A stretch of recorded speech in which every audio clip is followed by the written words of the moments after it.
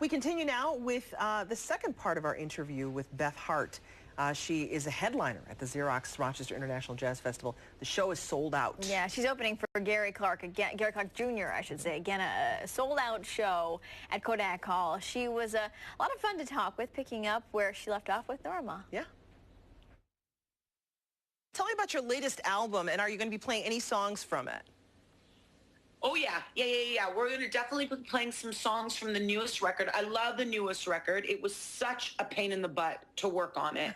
It about killed me. I'm not even kidding you. And it did, because really it kind of came down to that whole thing of, facing your fear. And, for me, facing my fears is just really hard and really challenging. And I tend to be a bit of a scaredy cat anyway. And really on this record, the challenge was to really be honest with what my perspectives are on my family, on life, on God, on myself, on my husband, on addiction, on recovery, on growing older, on, everything. Mm-hmm. And I really wasn't into doing that. I had kind of started going down the road of more blues and a bit of jazz and singing a lot about love and being sexy and fun and just lighter and love from the standpoint of romantic love, but not necessarily heartbreak or whatnot.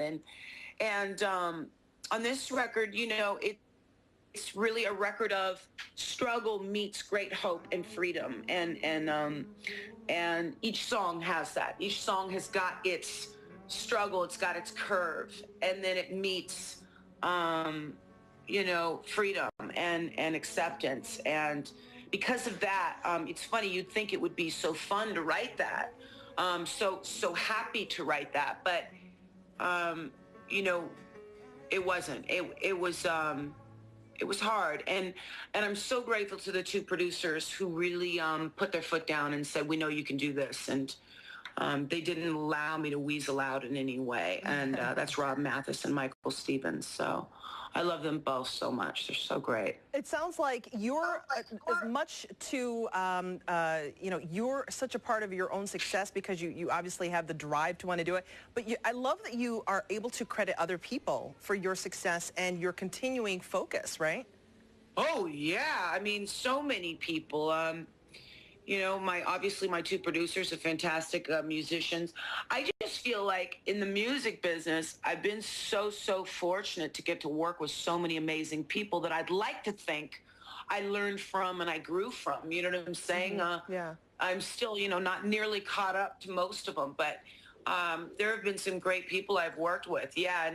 And I also believe in that old saying, you are what you surround yourself with. It's so true. It's so important. For me, it's important to surround myself with a lot of really loving and humble and grateful, and super positive people, because especially with bipolar disorder, I can, very easily take a dive or take a very irrational way up. Mm-hmm.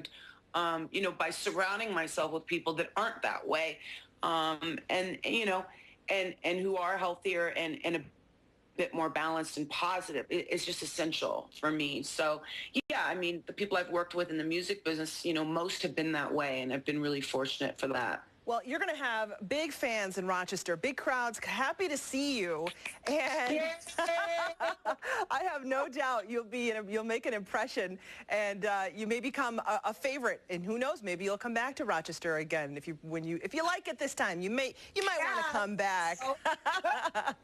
Thank you so much, Beth. It was so good talking to you. It was so refreshing. I really love your honesty. Bless your heart. I'll talk to you again soon, I hope. Okay, bye, Beth. Okay, bye. She was just as cool as they get. I really enjoyed her. I bet Very she's honest. like the Energizer Bunny in She concert. She is. She didn't need any coffee or anything. She's naturally energized. You ready for that show tonight?